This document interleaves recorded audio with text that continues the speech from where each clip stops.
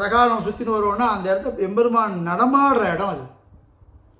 அங்கே நாம் போகும்போது தூசி இருக்குன்னா நம்ம காலில் குத்துன்னா எம்பெருமான் நடக்கும் போதும் குத்துங்கிற எண்ணம் நமக்கு வரணும்.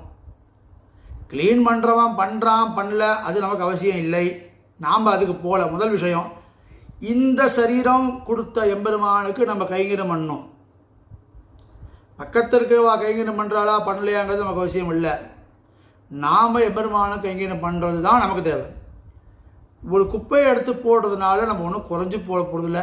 ரெண்டாவது, யாரோட சன்னதியில் பண்ணுறோங்கிற ஒன்று எண்ணம் வேணும். சர்வலோக மகேஸ்வரனோட சன்னதியில் நம்ம பண்ணுறோம் சொல்லுவாள்ல, ஒரு பெரிய இடத்துல சின்ன வேலை பார்க்கறது கூட பெருமை தான். ஒரு ஜனாதிபதியோட மாளிகையில் ஒரு குமாஸ்தாவாக இருக்கிறதோ ஒரு வாட்ச்மேனாக இருக்கிறது கூட பெருமை தான் சொல்லுவாள்.